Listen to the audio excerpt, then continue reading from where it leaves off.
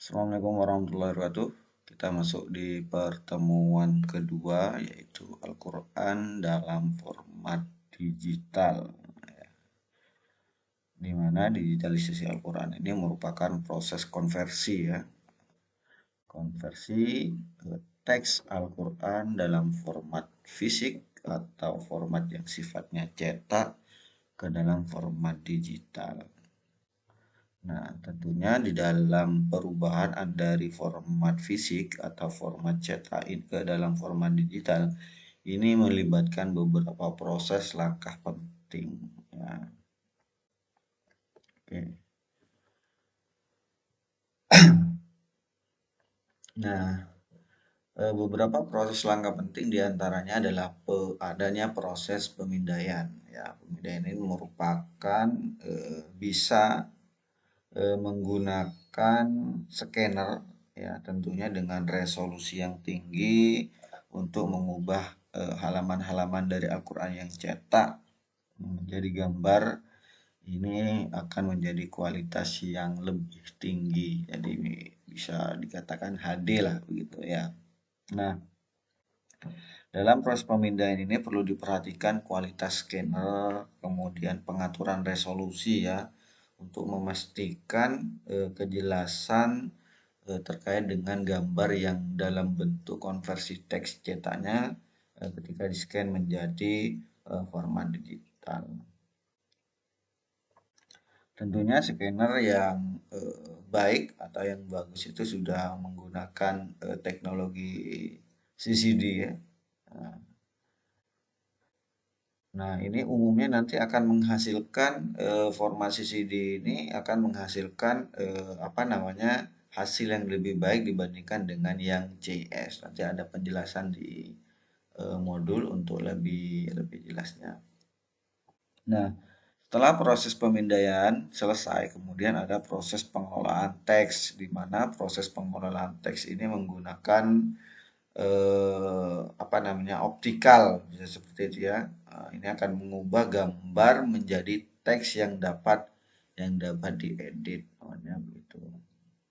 Cuman pada dasarnya sih sekarang sudah ada yang lebih keren ya, tanpa menggunakan scanner kita sudah bisa menggunakan perangkat-perangkat teknologi sekarang yang berbasis Android untuk melakukan pemindaian. Jadi ya kita tidak membutuhkan scanner yang mungkin harganya relatif mahal dan lain-lain ya. Jadi kita sudah bisa menggunakan aplikasi-aplikasi yang ada di Play Store misalnya, atau yang banyak sering digunakan oleh masyarakat itu adalah cam scanner mungkin seperti itu ya. Nah, selain itu pembaca teks itu juga sudah banyak ya. Nanti ada konversi dari gambar ke teks. Kemudian biasanya proses ini memerlukan beberapa kali tahapan ya. Termasuk preprocessing gambar misalnya adanya koreksi ya. Koreksi antara gambar yang cetak kemudian yang sudah digitalisasi. Karena terkadang tidak semua bentuk atau teks itu bisa dilakukan konversi ya, modelnya begitu. Kemudian ya pengolahan teks, kemudian nanti ada penyuntingan. Ya, penyuntingan ini merupakan tahapan yang paling krusial ya, di mana harus ada tim ahli untuk memastikan akurasi teks yang telah diolah dari bentuk cetak ke dalam format digital. Nah,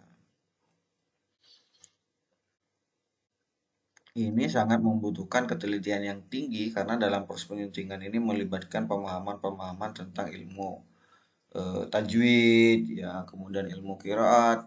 Nah, itu sangat penting ya. Jadi pemindaian, pengolahan teks, kemudian penyuntingan.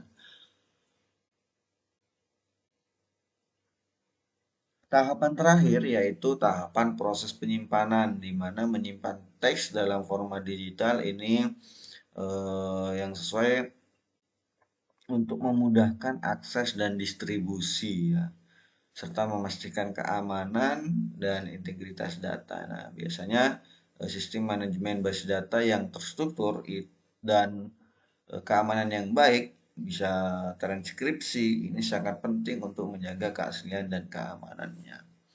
Nah, pada dasarnya digitalisasi teks Al-Quran sekarang ini sudah ini mungkin sudah ketinggalan ya, tapi lebih banyak sekarang itu menggunakan kalau memang sudah ada Al-Quran yang sifatnya valid, kita bisa minta API-nya atau kita melakukan pengetikan ulang itu bisa. Gitu.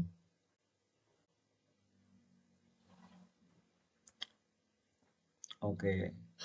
Apa sih manfaat digitalisasi Al-Quran? Yang pertama adalah aksesibilitas ya, di mana aksesibilitas ini tujuannya adalah untuk mempermudah umat Islam khususnya ya di seluruh dunia untuk mengakses Al-Quran itu kapan saja dan di mana saja.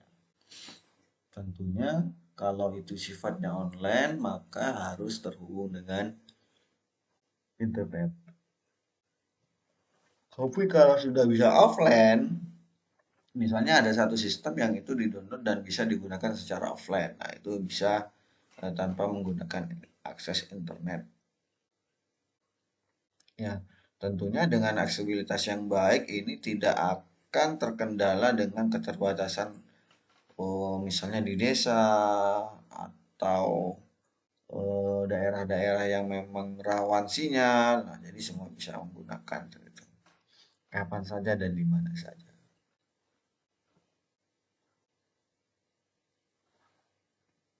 Kemudian yang kedua adalah preservasi, di mana preservasi ini tujuannya untuk melindungi Al-Quran dari kerusakan ya.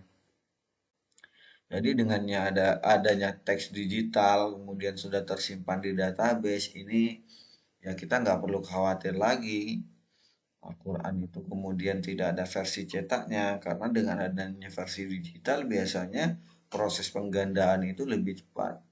Contoh kasus misalnya kalau kita ingin membuat Al-Quran digital tanpa melakukan pengetikan misalnya ya, sudah ada, misalnya kita pakai Al-Quran Kemenang dan lain-lain, Al-Quran yang lain yang sudah tervalidasi, kita hanya mengambil API-nya saja. Nah, itu kita sudah bisa membuat Al-Quran dalam format digital seperti itu. Nah, dengan adanya preservasi ini kita nggak perlu takut lagi adanya kerusakan. Kemudian Al-Quran itu biasanya kalau di musola-musola di daerah saya itu ya, itu sudah ya rawan sobek ya karena kena hujan. Kemudian kondisi perubahan cuaca itu bisa mengurangi kualitas dari Al-Quran yang sifatnya itu adalah fisik. Maka dengan adanya digitalisasi ini sudah tidak akan khawatir lagi dengan adanya kerusakan, adanya seperti itu. Kemudian yang ketiga adalah manfaatnya sebagai proses penyebaran ilmu. Kenapa? Dengan adanya digitalisasi, ini akan memfasilitasi penyebaran ilmu pengetahuan dan tafsir, ya. Ini melalui platform-platform digital, ya, di mana akan memungkinkan akses yang lebih luas kepada masyarakat, ya, sebagai interpretasi dan pemahaman. Oh, ternyata maknanya ini. Ini juga mempermudah kolaborasi dan diskusi karya-karya ilmiah tentunya. Kalau dulu mungkin ya untuk mencari makna di dalam Al-Quran itu kita harus buka satu-satu. Tapi dengan adanya digitalisasi kita sudah bisa melakukan proses search misalnya ya, pencarian secara menyeluruh misalnya berkaitan dengan kalimat kalimat misalnya kiamat misalnya. Nah, kita dengan kata-kata searching itu sudah akan muncul di beberapa platform itu yang memang menyediakan fitur untuk pencarian. Oke, selanjutnya ada beberapa format digital Al-Quran ya. Yang pertama itu ada PDF ya, portable document format, kemudian ada EPUB ya, electronic publication, kemudian yang ketiga adalah XML. Oke.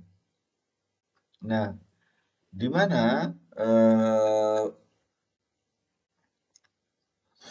di mana PDF ini, ya PDF tentunya teman-teman sudah banyak mengenal ya bahwa dokumen-dokumen digital dalam bentuk PDF ini sudah banyak sekali, baik itu dalam bentuk format makalah, kemudian karya ilmiah, kemudian ada buku ya, dan tentunya PDF ini sudah sangat tidak asing ya.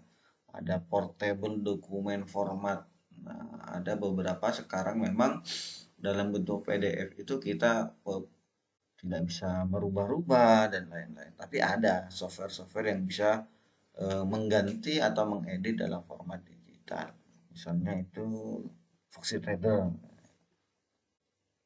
Nah, dengan adanya format portable dokumen ya atau dokumen PDF ini akan mempertahankan tata letak dan format asli. Jadi tidak akan mungkin diedit. Kalau pakai dia formatnya Word, doc misalnya ya itu kan masih bisa terjadi perubahan-perubahan. Nah, ada beberapa contoh di situs web yang menyediakan Al-Quran dalam bentuk format di digital yang itu adalah PDF. Ini menyerupai tampilan mushaf fisiknya, jadi hampir sama dalam bentuk halamannya. Modelnya seperti itu. Nah, kelebihan dalam bentuk PDF ini ya adalah kemudahan distribusi ya. Nah, dan kontabilitas yang ya lebih luas gitu ya. Cuman ada kekurangannya yaitu sulitnya dalam proses pencarian teks ya, apalagi dia sudah di apa ini ya, nggak bisa diedit ya. Biasanya itu ada beberapa PDF yang memang itu tidak bisa melakukan search engine. Yang itu biasanya PDF yang tadi menggunakan format tadi kita scan. Nah, gitu. Ya. Nah, contohnya lagi misalnya ada situs web yang menyediakan Al-Quran dengan halaman yang bernomor ya. Tata letak mirip Musa ini pengguna dapat mengunduh dan mencetaknya. Dan biasanya kalau format PDF ini dia lebih apa namanya ya, lebih mudah dalam distribusi. Gitu. Cuman kelemahannya tadi kita tidak bisa melakukan pencarian.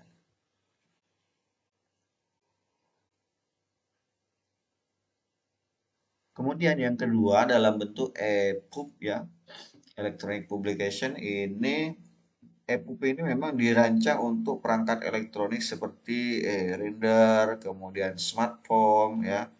Nah, format ini memungkinkan penyesuaian ukuran teks. Jadi misalnya kalau kita nggak bisa ngelihat dengan ukuran sekian, ini bisa dilakukan dibesarkan dalam di zoom ya. Nah, kemudian ada navigasi yang mudah, kemudian terkadang terintegrasi dengan ini dalam bentuk audio ya. Nah, ada beberapa contoh ya Al-Quran Mobile yang bentuk ini EPUB ini itu ada Quran Pro ya, di mana Quran Pro ini menampilkan teks Al-Quran dalam format EPUB, kemudian memungkinkan pengguna untuk merubah ukuran font walaupun banyak sekarang yang sudah versi Android yang juga bisa seperti itu dan bisa juga menambahkan catatan-catatan di dalam dokumen seperti itu. Selain itu juga bisa mendengarkan dokumen-dokumen dalam bentuk bentuk audio. Mungkin banyak beredar sudah ya sekarang itu ada Al-Quran yang itu ada pensil cerdas itu ya, itu kemudian dia bisa membaca teksnya itu karena memang sudah tersimpan. Nah, di sana ya, bukan berarti pensilnya atau pulpennya pulpen ajaib. Ya.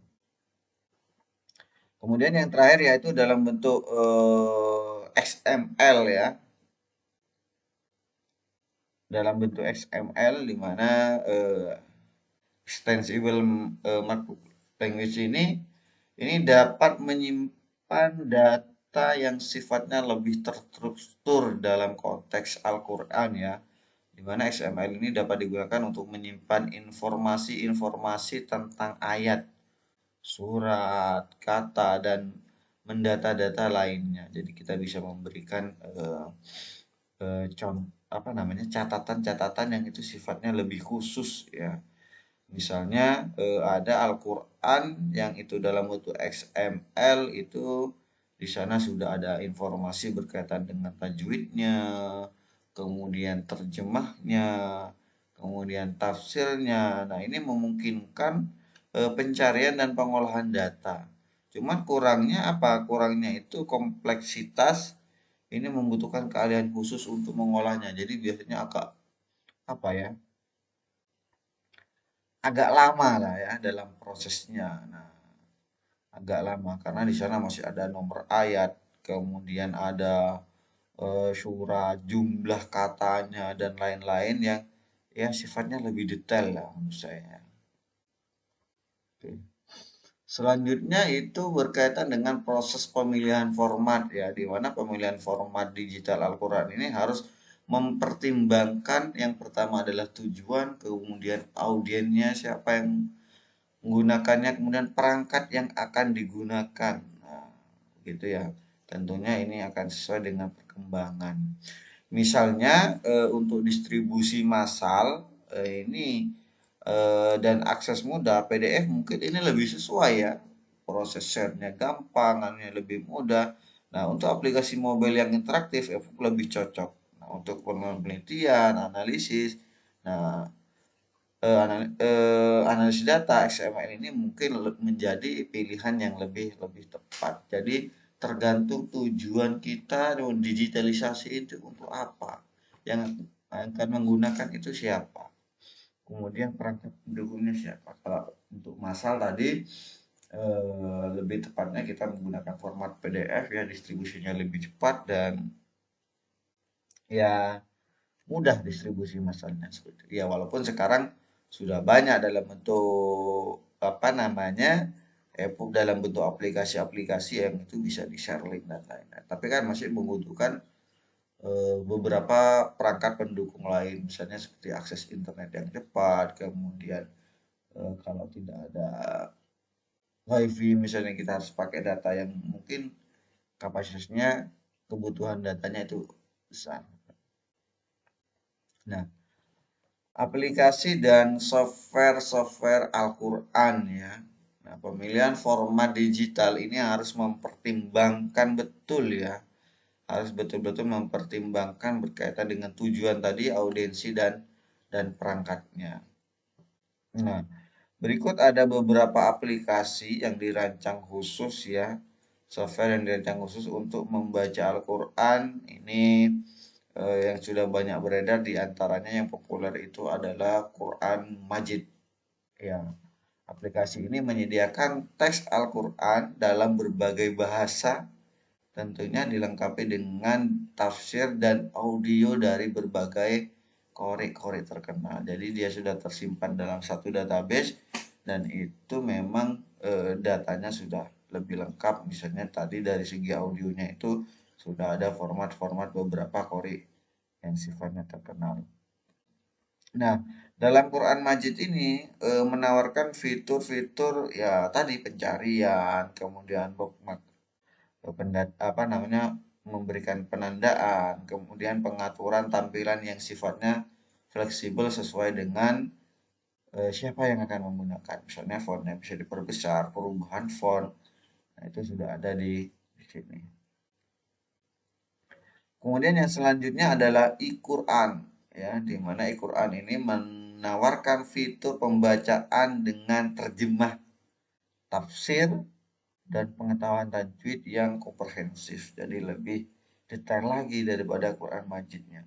Di sini sudah ada pengaturan berkaitan dengan tajwid-tajwidnya. Nah, dengan tersedianya fitur transliterasi, ini akan mempermudah pembaca yang belum terbiasa dengan huruf Arab. Jadi lebih pas untuk pengguna yang mungkin akan belajar berkaitan dengan tajwid. Bagaimana cara membacanya? Itu bisa menggunakan Al-Quran tentunya. Oke.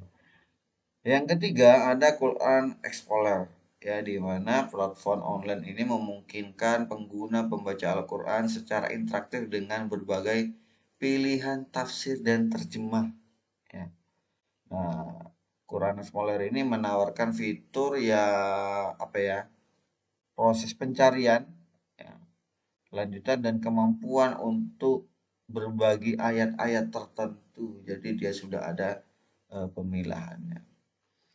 Ada Al-Quran Digital, aplikasi yang menyediakan teks dalam format digital dengan fitur pencarian, bookmark, dan pengaturan tampilan yang sederhana dan mudah digunakan ya. Ini adalah beberapa software. Kalau kemudian Kemenak itu juga sudah mengeluarkan software Kemenak, dia dalam bentuk list-list juga ya. Penandaan juga bisa. Gitu. Tentunya kita kalau mungkin yang lebih valid menurut saya, karena saya nggak tahu sebenarnya validasi dari keempat aplikasi software membaca Al-Quran ini. Ya. Kalau Al-Quran Kemenak kan teksnya dan ini itu sudah memang divalidasi tentunya ya dengan orang-orang yang kompeten, karena kita juga sudah tahu Kemenak itu memang fokus di eh, berkaitan dengan keagamaan. Oke. Selanjutnya ada fitur umum dalam aplikasi pembaca Al-Quran ya. Fitur umum ini ada tafsir dan terjemahan, biasanya harus menyediakan penjelasan dan terjemahan dalam berbagai bahasa untuk membantu pemahaman makna ayat-ayat di dalam Al-Quran. Jadi sudah banyak fitur-fitur itu, fitur pembaca Al-Quran itu yang dia membantu pemahaman makna dan ayat, memberikan penjelasan lebih tepatnya gitu ya. Kemudian sudah banyak yang menyertakan audio ya, menyediakan bacaan bagaimana sih cara membaca cara pembacaannya, tentunya dengan audio yang memang itu sudah kompeten ya, dari kori-kori yang terkenal dengan berbagai gaya-gaya bacaannya. Ya. Sudah dilengkapi dengan pencarian ya, kemudian penandaan ya. Jadi kita nggak perlu bingung. Nah sekarang itu kalau saya baca di Quran Kemenak terakhir buka itu, ketika kita buka lagi akan posisinya ada di situ. Itu juga bagian dari proses penandaan, atau ada penandaan berkaitan dengan ayat-ayat yang sedang dipelajari. Kemudian ada juga fitur yang sudah dilengkapi dengan tajwid ya, menampilkan tanda-tanda tajwid untuk membantu pembacaan yang benar. Bahkan sudah ada contoh, ada penjelasan dalam bentuk audio misalnya. Nah, itu lebih menarik lagi. Kemudian yang terakhir yaitu transliterasi, di mana ini menyediakan transliterasi Arab ke Latin untuk memudahkan pembaca yang belum terbiasa dengan huruf Arab. Ini fiturnya kalau sudah melengkapi 6 ini sudah sangat luar biasa tentunya. Tujuh lah kalau menurut saya. Jadi di dalam tajwid ini juga diberikan bagaimana sih contoh atau cara membacanya. Wah, itu sangat luar biasa. Dan target kita mungkin saya sudah komunikasi dengan teman-teman Fakultas Teknik yang ngajar Android. Nanti kita akan kolaborasi ya. Mungkin kita masukkan, nanti mereka menyediakan database dan softwarenya, teman-teman bisa melengkapi ya tafsir dan terjemahnya, mungkin melengkapi audionya, penjelasan-penjelasan dengan tajwidnya. Nah itu bisa menjadi tugas dari teman-teman yang di IKT. Kemudian terjemahnya. Nah, oke, terima kasih. Ya, itu pertemuan keduanya. Nanti saya akan berikan bonus tugas di pertemuan kedua ini. Tugasnya sangat sederhana, tapi tolong dipastikan diproses dengan baik. Sekian dari saya, terima kasih. Assalamualaikum warahmatullahi wabarakatuh.